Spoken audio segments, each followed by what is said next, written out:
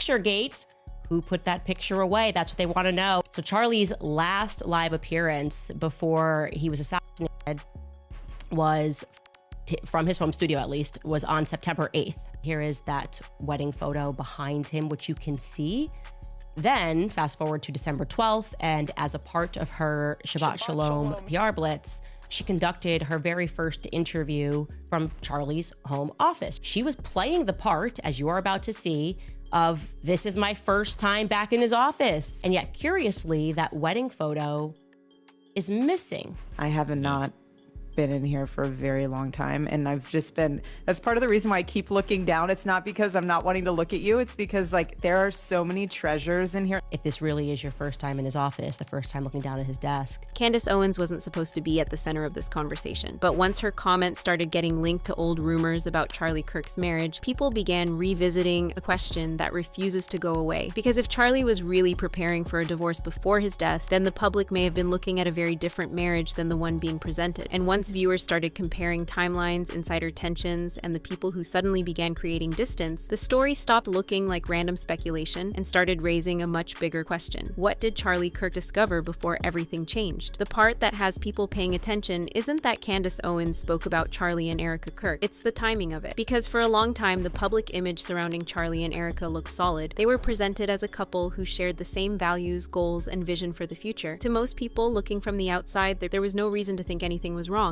But according to conversations now spreading online and fueled by comments and observations that viewers have connected back to Candace Owens, some people are starting to wonder whether Charlie's private reality looked very different from the one being shown publicly. And that's where this story starts getting uncomfortable, because the discussion is no longer centered on just the rumors. The focus now is whether Charlie may have been preparing to make major changes in his personal life before his death, specifically whether divorce had already become a real possibility. What pushed that theory into overdrive wasn't one explosive piece of evidence. It was a series of details that critics online believe started forming a pattern. Once people began revisiting old interviews, resurfaced footage, public appearances, and comments from people connected to Charlie's inner circle, some viewers started asking whether signs of tension had been visible for much longer than anyone realized. That's where Candace Owens enters the conversation. While she has not publicly confirmed any divorce plans, viewers have pointed to comments, observations, and discussions surrounding Charlie's world that they believe paint a picture of growing fractures behind the scenes. According to Owens, there was a serious argument that made Charlie take off his wedding ring the night before he was taken out. Then a priest comes to pray for the family. Allegedly, they were heading for a divorce. He got up around 2:45, 3-ish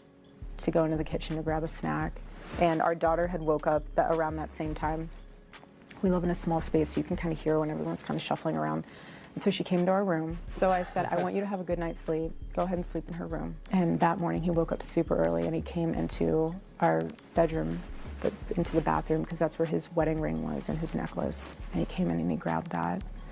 And then he left. I didn't even get to give him a kiss goodbye. Charlie woke up for a snack at 2:45 in the morning. The implication is that's what woke up her 3-year-old daughter at 2:45 in the morning. That's not when toddlers at the age of 3 wake up, okay? There might have been another reason that the daughter woke up, but stick with me. Maybe there's noise, not from excitement, but maybe an argument. That would make more sense to me, especially when we add in how she concludes that portion by telling us that Charlie took off his wedding ring during that same night, which is why he, of course, then had to put it back on the next morning. The priest came over to pray over Charlie and Erika's marriage the night before, is what I am told. I feel, and I could be wrong, that there was a knock 'em dead argument that happened. That's what makes logical sense to me. About what I don't know, that's what makes sense. This like idea of this amazing godly relationship with that is not accurate, and it would not have been relevant if Erika had kept it honest. Tell Erika that. Yeah. Erika is very shrewd.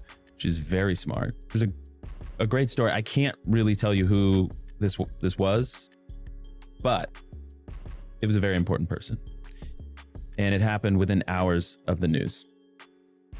And the call goes in, she takes it because it was a very important person. And the question was to her, okay, so this is a starting point. Like, what do you know? And she was like, I know everything. And I was like, that's amazing. And once people started connecting those discussions to other developments, the narrative shifted. Suddenly, attention turned toward individuals who had been close to Charlie's circle. One name that kept resurfacing was Andrew Colvett. Now, what's interesting about Andrew isn't simply that he was around or spoke about Erika in an admiring way. Tell Erika that. Yeah. Erika is very shrewd. She's very smart. There's a great story. I can't really tell you who this was, but it was a very important person. And it happened within hours of the news. And the call goes in, she takes it because it was a very important person. And the question was to her, okay, so this is a starting point. Like, what do you know? And she was like, I know everything. And I was like, that's amazing. It's that many online observers believe his actions became increasingly difficult to ignore once timelines were placed side by side. People began noticing that as rumors and speculation around Erika started growing, Andrew appeared to create distance in certain ways while remaining connected to Charlie's broader environment. That distinction matters, because critics online argue that leaving completely and repositioning yourself are two very different things. And once viewers started analyzing the timing, questions followed. Why step back when he did, especially after being really close to Erika for a long time? He has always been in their circle. I've known Erika since they started dating, since Charlie and Erika started dating. I remember the first time I met Erika, it was actually at Politicon in Los Angeles many years back. And yeah, and I was like, who is this gal? Like, you know, and Charlie was like, oh, she's hanging out with us today, you know. Charlie, you could tell there was something different though, and I logged it. And Erika has always been tremendous, and she never sought the limelight. She was always very happy to sort of be doing her own thing and just be supportive of Charlie. And she's never been anything but just high character, just warm. She was a total asset to Charlie in the sense that, you know, Charlie was so missional. He was so direct. He was so kind of on just, you know, Energizer Bunny, and direct about what he needed to get done. And Erika was this humanizing presence just for the staff, for you know, whether it was donors or politicians or whoever he was meeting with. And she was just so, but content to be in the background and be the mom. Then another angle entered the discussion. People began revisiting Erika's public history. Old footage, previous appearances, and discussions about earlier relationships resurfaced. Really handsome. You look gorgeous. Are you fixing my...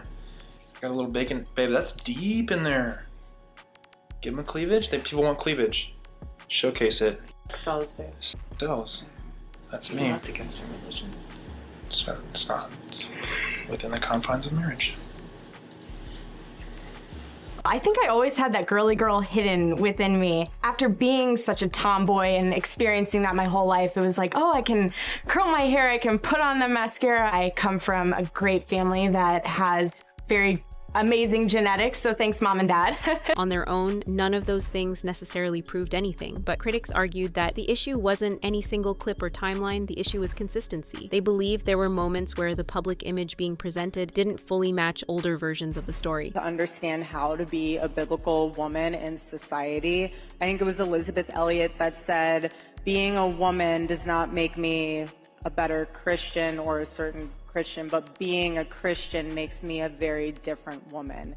And I think understanding, yes, your biblical role, but also like be the woman that your future husband deserves. Like, be the woman that, you know, God wants you to be. You don't have to be out partying. Don't, you know, be crazy thinking like I'm running out of time when your God is the author of time. And once that perception takes hold online, it tends to spread quickly. What made it even more interesting for viewers was the idea that Charlie himself may have eventually started asking similar questions. Again, there is no public proof of what happened, but people following the story point to moments where Charlie appeared different during his later appearances. Some viewers described him as more reserved, others described him as more guarded. Some argued he appeared less certain than before. Those observations are subjective, but they became part of the growing theory that something behind the scenes may have been changing. I have 30 seconds left to live. I'm dying from a gunshot wound. What would you actually want to tell me if I have 30 seconds left to live? Boy, you got 30 seconds. In 30 seconds, you're about to meet eternal judgment. And there's only one way that you can get bailed out of that. And it's not all the good things you did or the moral scorecard. It's whether or not you have Jesus Christ as your Lord and Savior. And that's the only thing that's going to matter. And so you got 10 seconds left. You're dying from a gunshot wound. and you ask the question, who is Jesus Christ? And the answer to that singular question, who is Jesus Christ, is the most important question for everyone in the audience. And that's where the divorce narrative started gaining traction. Because for many people watching, divorce doesn't happen overnight. It usually follows a period of doubt, reassessment, and unanswered questions. So when discussions emerged suggesting Charlie may have been reevaluating relationships within his inner circle, some people naturally wondered whether his marriage was included in that process. The conversation intensified even further when online communities began revisiting speculation involving former connections, overlapping timelines, and rumors that had previously been dismissed. Some of those discussions became highly controversial. Others were based almost entirely on internet theories, but together they created an atmosphere where every new detail seemed to carry greater significance than before. Then came another development. Viewers started focusing on reports of internal tensions and changes within Charlie's broader circle. People who were once highly visible appeared less visible. Relationships looked different. Dynamics appeared to shift. USA did a massive purge of employees a few days ago, or at the end of, I guess, last week, you could say. What did you hear about that purge? I heard there were 30 to 40 people purged, that they were looking for the leak. They knew there are leaks out of TPUSA. They are terrified of these leaks because of what TPUSA has been up to. And rather than try to be an honest organization, it's just, let's get rid of all the people we think might be disclosing that we're a dishonest organization. It's just unbelievable. This is crazy.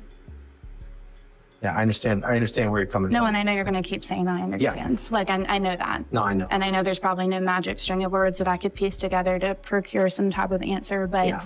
I think on a surface level, like, I'm not going to walk out of here until I say my piece. Like, I mean, y'all know this. I just worked a series of 80, 90-hour weeks plus for Infest. Yeah, I think I've had no direction or explanation since we've come back. Our CEO has been assassinated.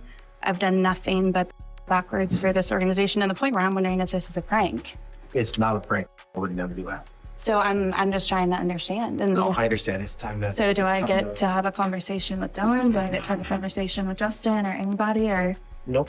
no? And there's no explanation as to why I'm gonna let go, despite Right now, we're leaving all.